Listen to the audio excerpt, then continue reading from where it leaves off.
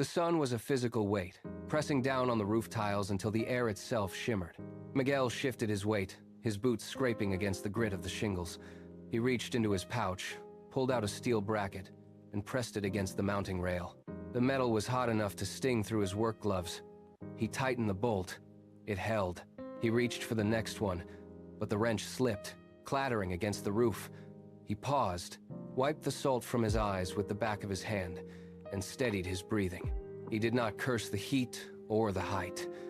He simply reset his grip, aligned the bracket again, and turned the bolt until it locked into place. Another panel secured. He stood for a moment, looking out over the neighborhood, his muscles tight from the exertion of the morning.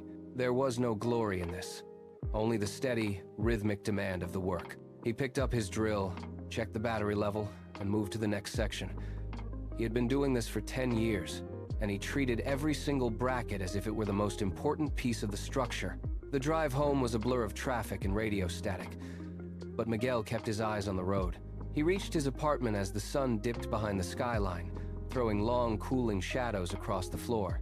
He sat at the small kitchen table, the wood cool against his forearms. He ignored the television, ignored the mail, and pulled his laptop toward him. The screen glowed, illuminating the lines of exhaustion on his face. He logged into his bank portal. The balance was modest, a reflection of years spent under the sun. He navigated to the brokerage transfer page. His finger hovered over the keys. He typed in a specific amount, a fraction of his paycheck, a sum that would barely be missed by his daily budget. He clicked submit. The screen blinked, confirming the transaction had been queued. Matic was a silent, invisible movement of capital, but no one else saw. He closed the lid, leaned back, and exhaled. This was not a gamble. It was a recurring physical commitment, as precise and necessary as the bolts he tightened on the roof. He did this every single payday, regardless of the market, regardless of the news, and regardless of how tired his body felt. He stood up, walked to the sink, and poured a glass of water, already thinking about the next morning. Miguel was not a man of complex theories. He spent his mornings measuring rafters and his evenings measuring his remaining balance. He held no university degree in finance, nor did he possess the sharp, rapid-fire intellect that his peers often bragged about. When he looked at the financial news, the charts and jargon felt like a foreign language he had no interest in learning.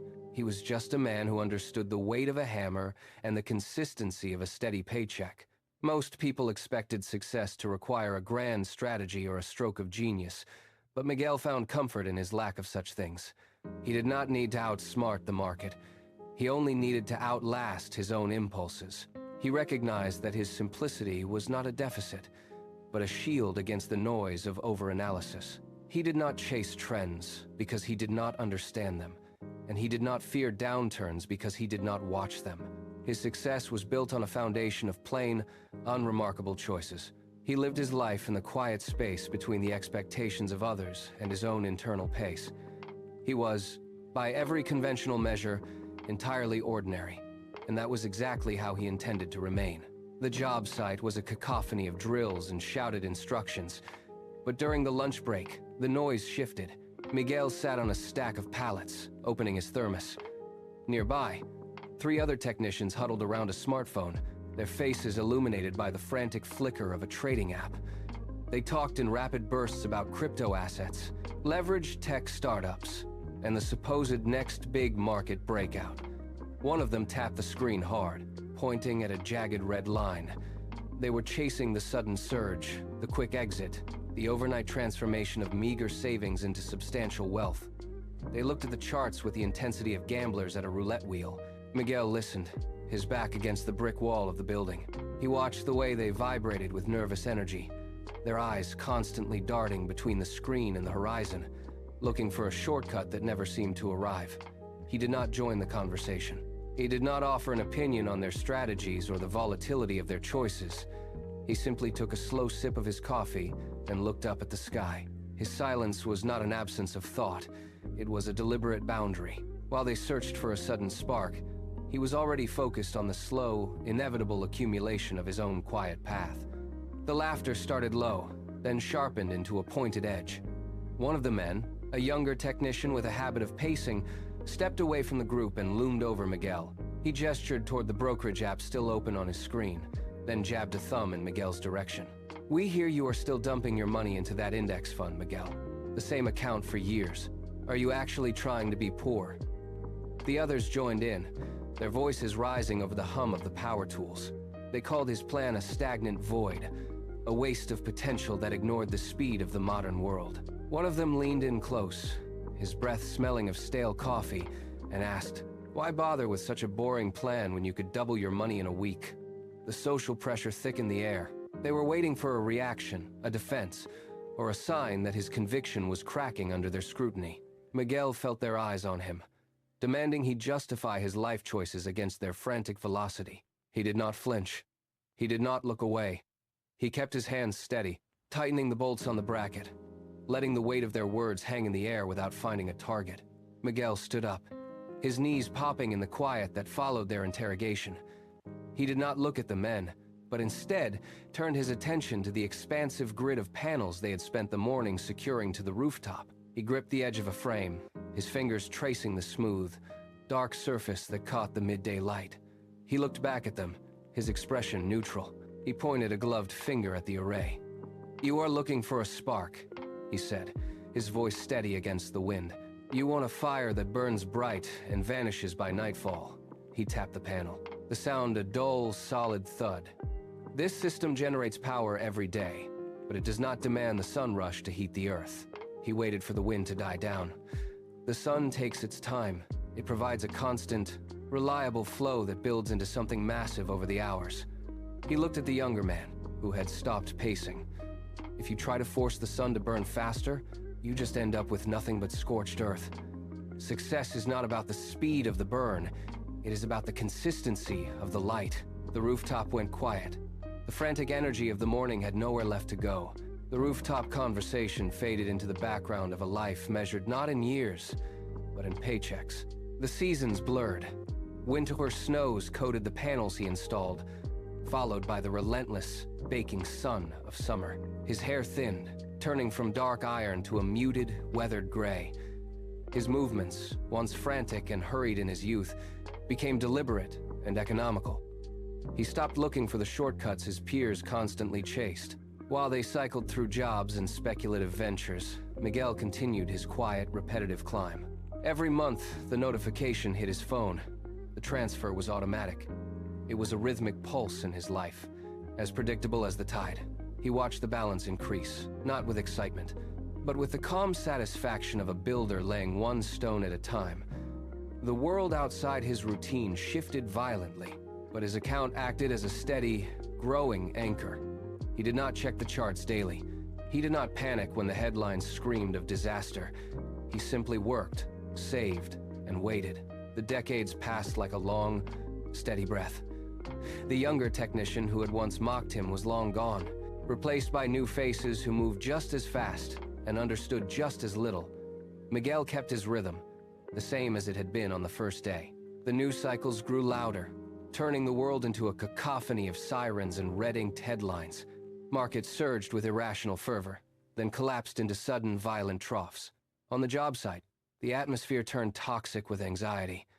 A coworker paced near the edge of the roof, his phone pressed tight against his ear, voice rising in a jagged, frantic pitch as he liquidated his holdings to chase a volatile trend.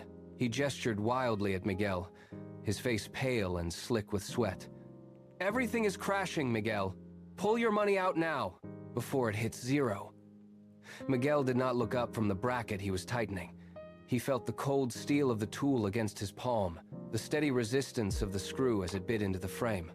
He heard the coworker's heavy, irregular breathing, the sound of a man drowning in his own urgency. Miguel finished the turn, locked the tool into his belt, and stood straight. He looked out over the horizon, where the light remained constant, indifferent to the hysteria below. "The market is just noise," Miguel said, his voice level and devoid of alarm. "I am not looking for a shortcut. I am looking for the end of the day." He turned back to the next panel, ignoring the frantic vibration of the coworker's phone as it pinged with a dozen urgent, panicked alerts. The numbers on his monthly statement finally crossed a threshold that changed the math. For years, his contributions were the primary engine of the account. Now, the interest earned in a single month began to eclipse the value of his weekly labor on the roof. Miguel sat at his kitchen table under the hum of a single light bulb, looking at the screen. He saw the digits climb not through effort, but through time itself. It was a strange, quiet realization. He could buy a new truck or move to a larger home, but he looked at his worn work boots near the door and simply closed the laptop. His life remained exactly as it was. The coffee was still brewed in the same rusted pot. The routine of waking before dawn did not bend. He did not chase luxury, because he realized his wealth was no longer a reward to be spent, but a machine that had to be left undisturbed. He treated the growing balance with the same detachment he gave a circuit board. He understood that if he touched the principle, he would break the momentum.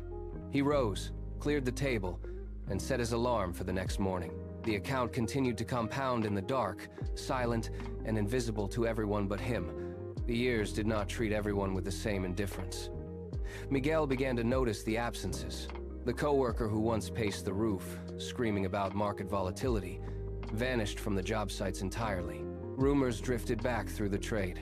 A series of failed tech investments, a forced liquidation of his home, and eventually, a quiet departure from the city.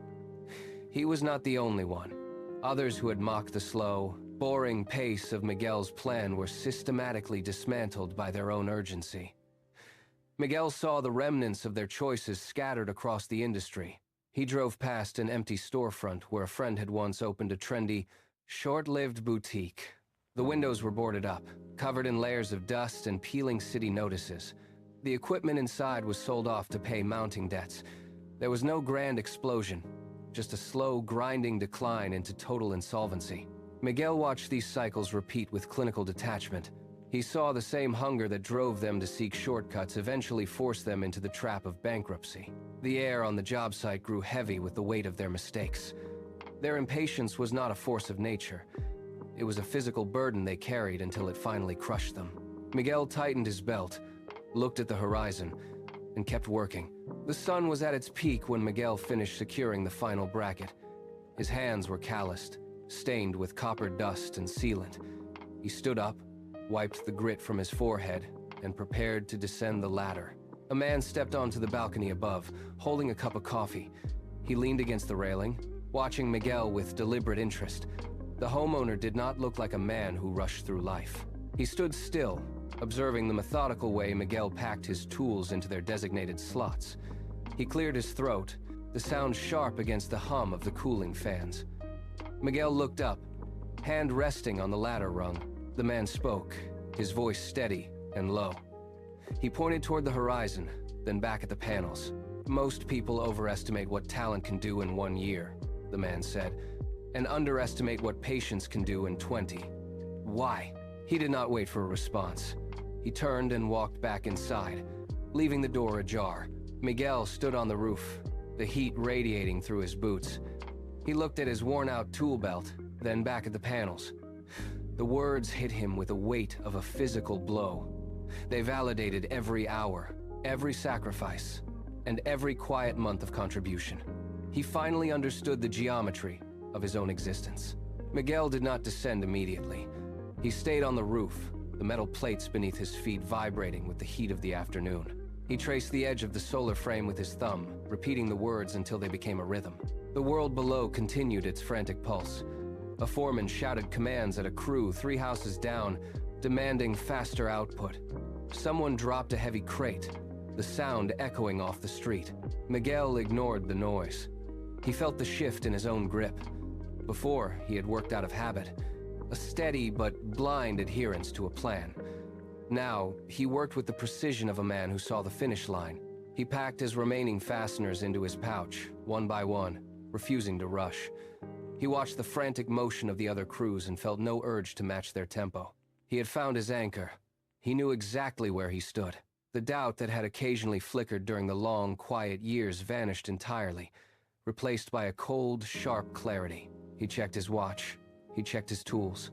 He stood straight, looked out over the sprawling city, and felt the weight of his own patience holding him steady. The breakthrough was not coming from a sudden lucky trade or a shortcut.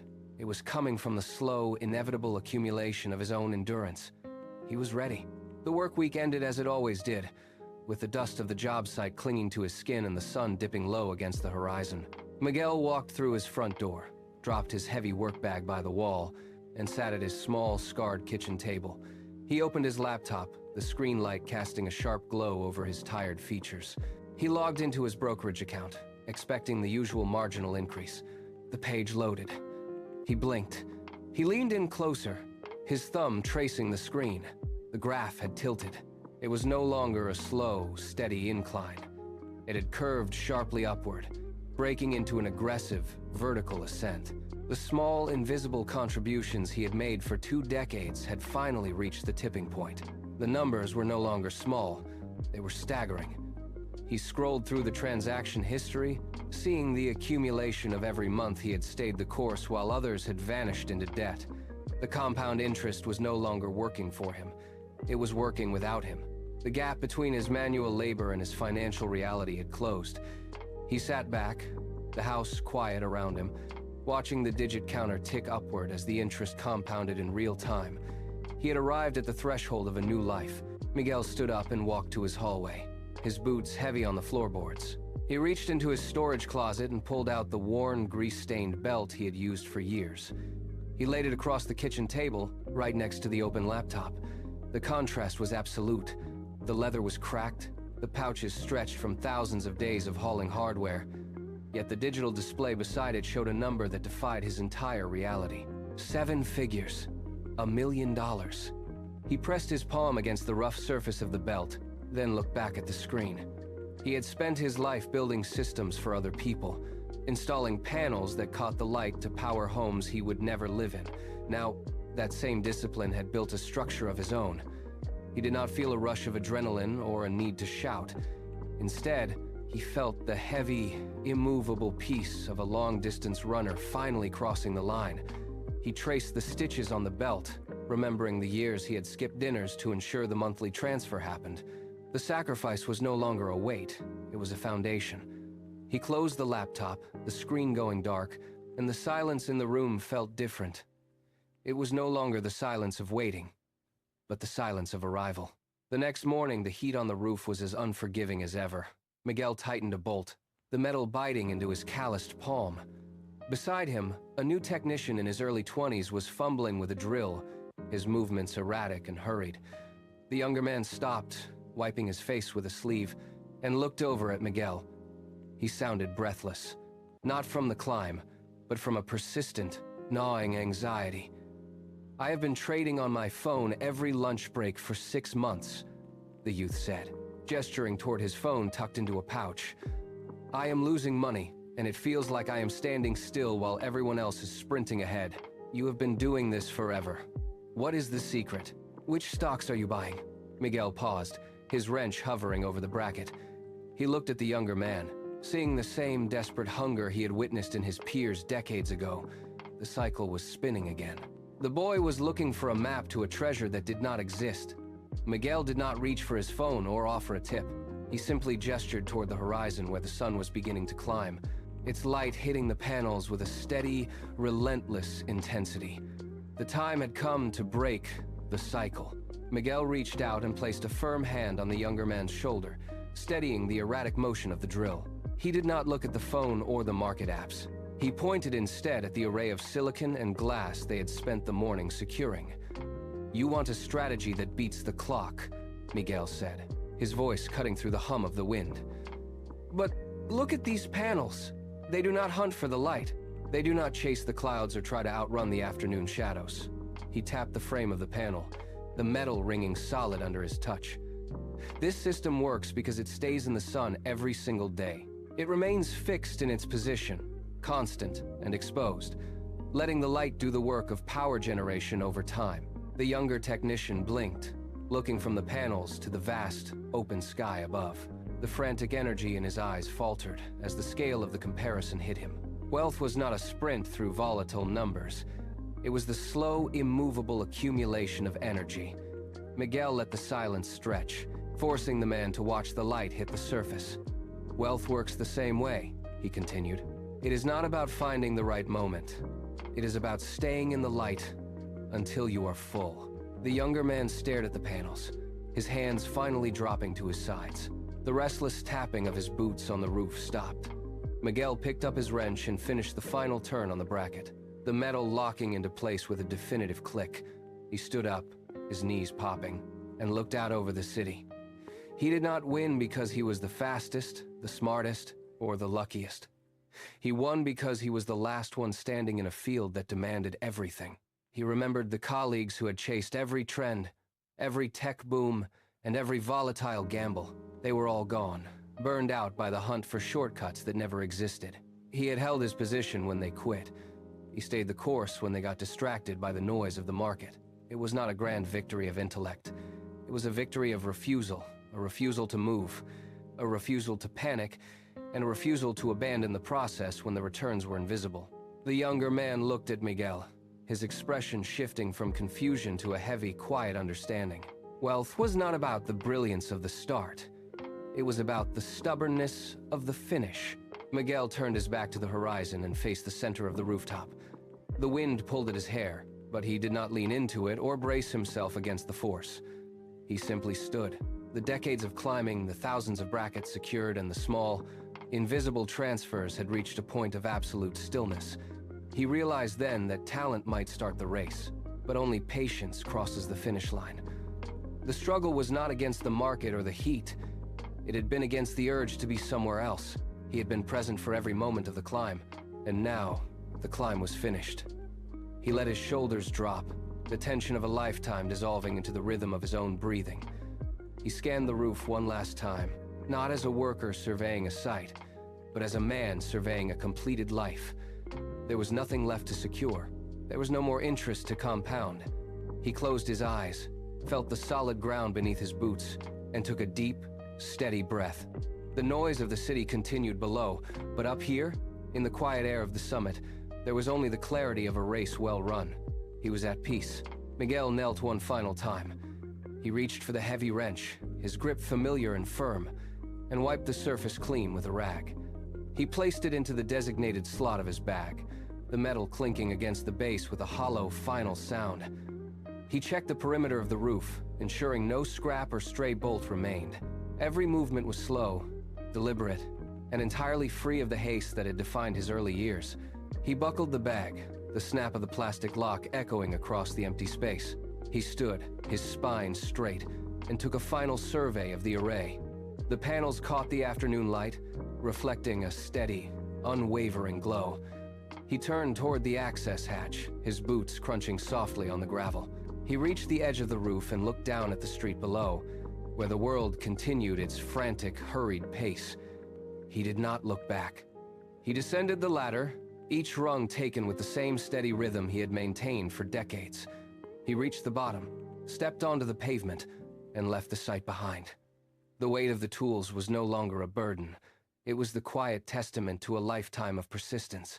He walked toward his vehicle, his pace measured, his mind clear. The horizon lightened, shifting from deep indigo to a soft, bruised violet. Far across the valley, the first rays of the sun crested the ridge, spilling over the landscape. The light moved forward with absolute, unhurried precision, touching the tops of the trees before sweeping across the rows of solar panels. One by one, the glass surfaces caught the glow, blinking into existence as they absorbed the morning energy. There was no sound here, only the steady, inevitable advance of the day. The panels stood in perfect, silent alignment, thousands of individual squares reflecting the sky. They did not move, yet they worked. They did not rush, yet they collected everything the sun provided. The light traveled the length of the field, warming the metal frames and the ground beneath, turning the shadows into sharp, defined edges.